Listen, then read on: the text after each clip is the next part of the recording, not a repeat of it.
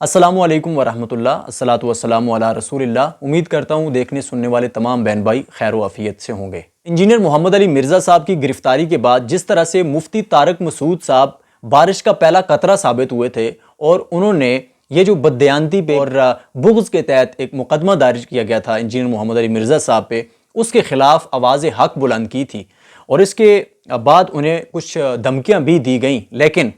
वो बारिश का पहला कतरा साबित हुए और अब उसके बाद इंजीनियर मोहम्मद अली मिर्ज़ा साहब की बेगुनाही को लेकर उनके हक़ में बहुत सारे फतावा आए हैं और फतावा की बारिश हुई है। और ये फतावा सिर्फ पाकिस्तान के जो इस्लामी तालीमी इदारे हैं उनमें से नहीं, बल्कि बैनुल अक़वामी जो इदारे हैं वहाँ से भी फतावा आए हैं इंजीनियर मोहम्मद अली मिर्ज़ा साहब के हक़ में। तो आज की इस वीडियो में मैं 5 बड़े जो फतावा आए हैं, वैसे तो बहुत ज़्यादा हैं लेकिन 5 जो बड़े हैं उनके हवाले से मैं बात करूँगा। सबसे पहला जो फतवा है वो जामिया बिनूरिया आलमिया कराची की तरफ से आया है और इस फतवे में इंजीनियर मोहम्मद अली मिर्ज़ा साहब को कहा गया है कि वो बेगुनाह हैं, ये इल्ज़ाम उन पे दुरुस्त नहीं है 295C का। और जिस तरह से वो दूसरे मज़हब के हवाले से बात कर रहे थे, तो ये बयान जो है, ये इल्ज़ाम जो है उन पर लगाना, ये दफ़ा जो है उन पर लगाना दुरुस्त नहीं है। दूसरा जो फतवा है दोस्तों वो जामिया उस्मानिया इस्लामी इदारा है रावलपिंडी, वहाँ से ये फतवा इशू किया गया है और इस फतवे में बहुत ही ज़बरदस्त अंदाज में जो है वज़ाहत की गई है कि इस तरह से कोई शख्स मुजरिम नहीं बन सकता जब वो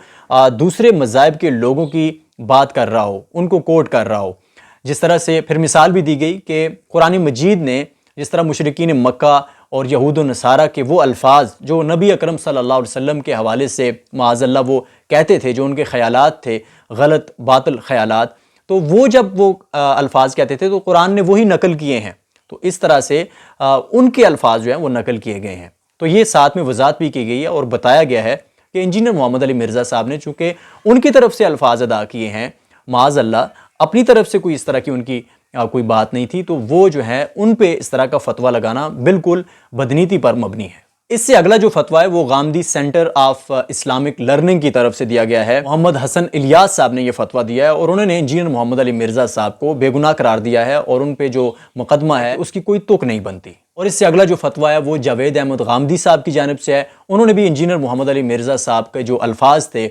जो तकरीर थी, उसको सामने रखते हुए उन्होंने कहा है कि किसी तरह से भी उन पर गुस्ताखी का जो इल्ज़ाम है वो नहीं लगाया जा सकता। और इंटरनेशनल लेवल का जो फतवा है उसकी बात की जाए तो इस्लामी फ़िक़्ह कौंसिल यूके, यहाँ पे बरेलवी, देवबंदी, अहले हदीस, शैया, उन्होंने अपने फतवे में ये सारी चीज़ें लिखी हैं कि वहाँ के तमाम मकातब फ़िक्र के जो उलमा हैं वो तमाम जो हैं इस कौंसिल में मौजूद हैं, यूके कौंसिल में।